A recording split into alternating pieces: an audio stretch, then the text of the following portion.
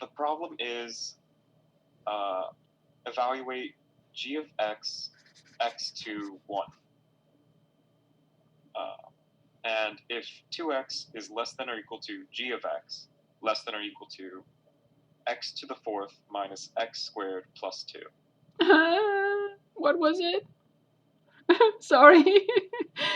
I didn't keep... It's okay.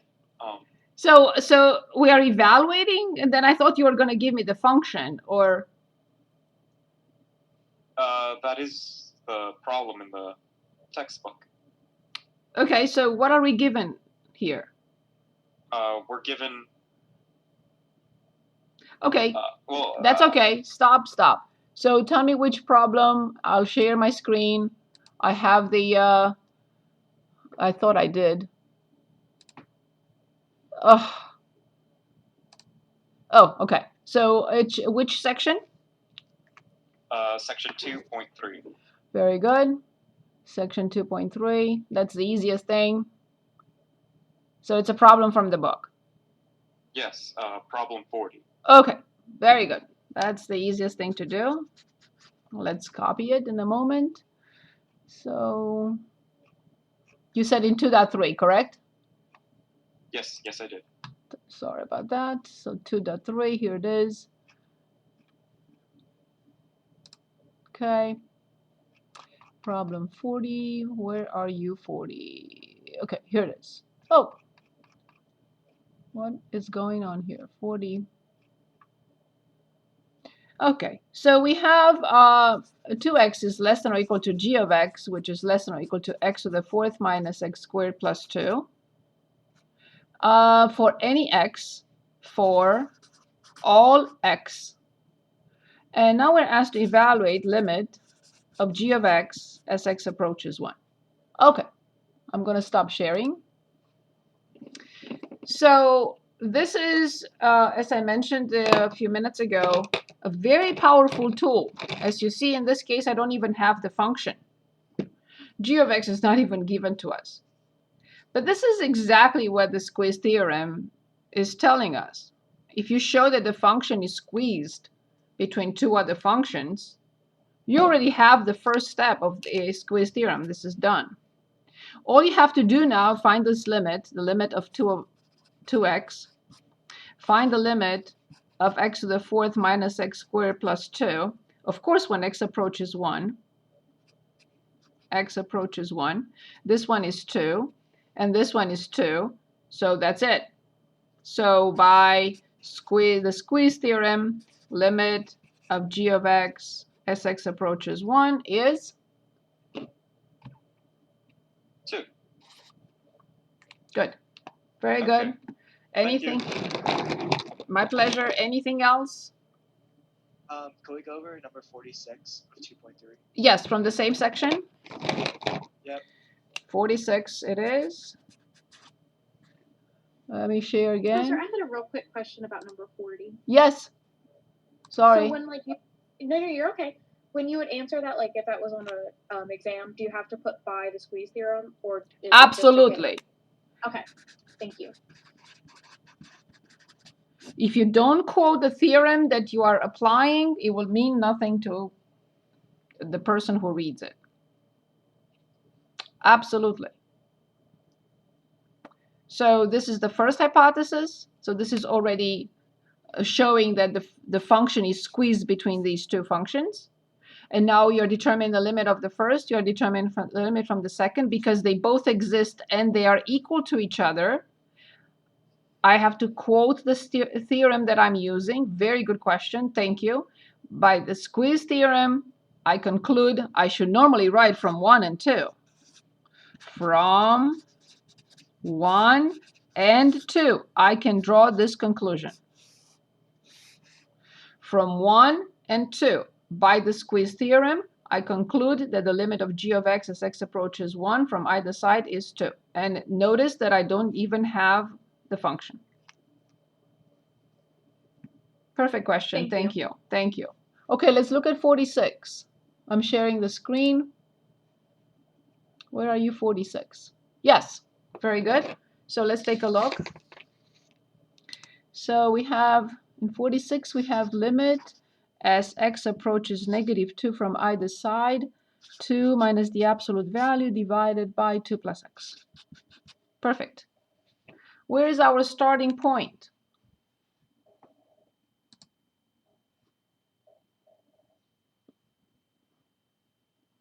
To plug in. True. So normally that's what we should do. We should plug it in. So can anyone give us what we get when we plug in? 0 over 0. Yes, we do get 0 over 0. So there is hope. We don't know, but there is hope. Let me double check for a second and let me share the screen. So it was -2 from either side. Okay, just making sure I copied it correctly. Perfect. So first of all, the operator will be applied again, but I have to fully simplify the function. So I'm sure you looked at what we did last time. Without fully simplifying the function, the answer means nothing. So if you just say here, I don't know, DNE, it's 0 points. Sorry. So you have to show your work and you have to simplify the function fully. So please remember that, because I don't want anyone to miss any points or lose points on the test or tests or final exam. So the starting point must be with the absolute value of x. Who will tell us what is the absolute value of x equal to? Nabiha? Yep.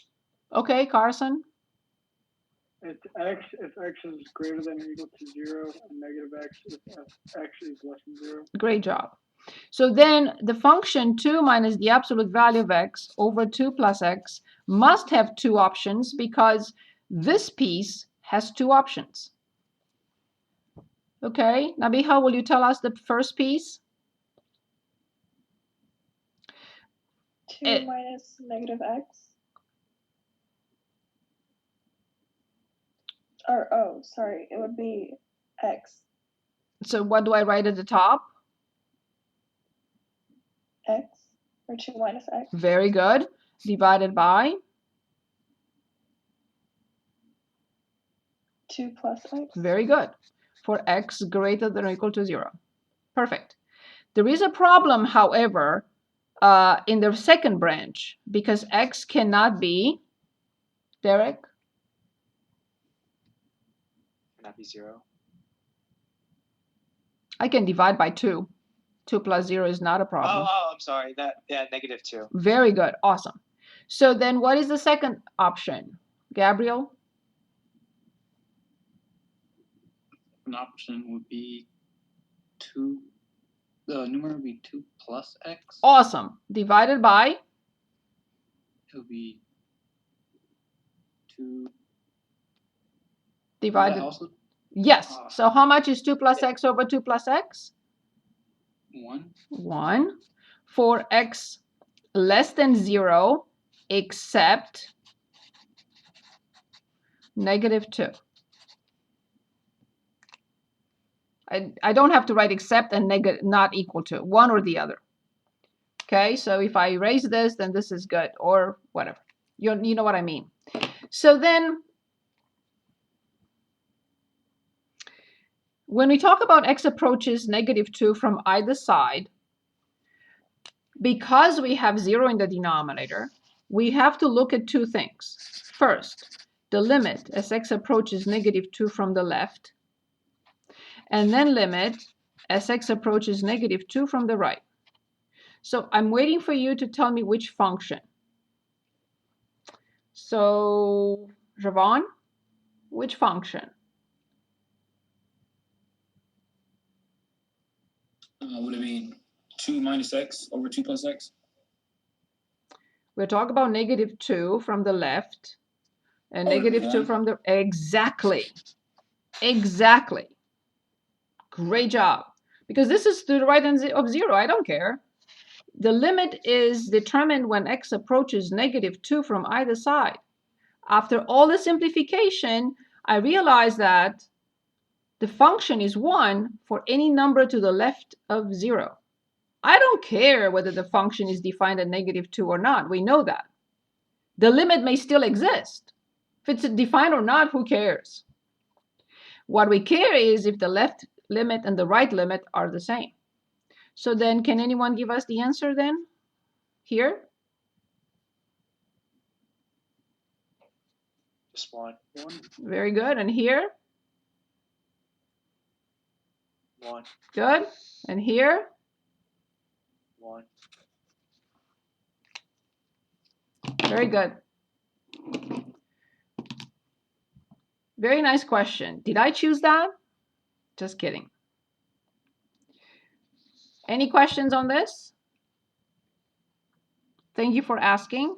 Moving on, next question, anything, anyone? Anyone? Okay, then I'm going back to my last page from last time. I'm going to graph this again. You don't have to copy anything. I'm going to graph this again. I'm going to come back to this again several times. But what I want to mention is this proof, any proof that has a double equivalency symbol, double, so this is double equivalency symbol, has to be proven both ways. Blah, blah, blah, blah implies this. This implies blah, blah, blah, blah. Okay? Because of the double equivalency, we'll have two steps. First, I show one way, and then I have to show the other way. That's what this means. Okay, coming back to our graph. And now I don't need this. I'm just going to graph another. So here it is, a function. I promised only linear functions, but when we talk about numbers and other things, we can have other functions. So here it is what I mean. Let me show you here. I'm going to go to 2.4 exercises because we're going to choose together something like this. But the actual proof with no numbers, I promise it will be only on linear functions. Okay? So we're going to look at something like this in a minute after I explain the formal definition or the precise definition of the limit or the epsilon delta. And then we're going to look at some numerical situations, which may have anything else but linear. It's possible. Okay, good. So here's a function, our function f of x. Defined here or not, we don't care. We know that. Here is our number a that x approaches from either side. And this is, of course, the limit, L, where the function values approach from either side. So as x goes closer and closer to a, the function values, if you want, the function values get closer and closer to L. As x gets closer and closer to a, y or f of x gets closer and closer to L because the limit exists. Okay, so here's the mechanism. I'm going to zoom in. Going to zoom in so I can further explain what this means because this is not enough space there. Okay, so this is my L. Maybe I should, maybe it would be easier and beneficial if I just use some numbers initially before I put those letters because the letters may be confusing. Okay, so I'm going to make this a 4. And I'm going to make this a 2. 3. Okay. So, and here is our function.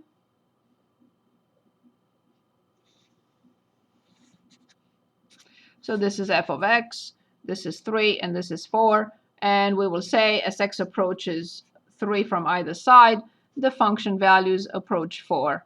So that's the limit. Okay. So now we're going to select a symmetric interval around 4. So this width, 2 letters I have to use, I have no choice. This width is epsilon, and also this width is epsilon. So this interval now is 4 is here. This point is 4 plus epsilon, symmetric. This point is 4 minus epsilon. So right here at the top of the interval, 4 plus epsilon. At the bottom of the interval, symmetric interval around 4. Obviously, epsilon is a positive number.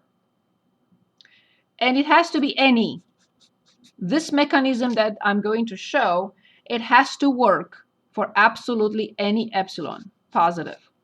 You can say epsilon could be 0.01, or you can say 0.1, or you can say 0.5, or you can say 10. Well, that's not the case. But you can say anything. For any epsilon, the mechanism will work. Why? Because the limit exists. So, for any epsilon near 4, that's the limit. For any epsilon in a symmetric interval near 4, we will be able to find, from this point, I draw a horizontal line. From this point, I draw a horizontal line to meet the function. So it meets the function. And from this moment on, from this point on, I bring it down next to 3. I draw a horizontal line through this point now till it meets the function. And now I drop it next to 3. One more time.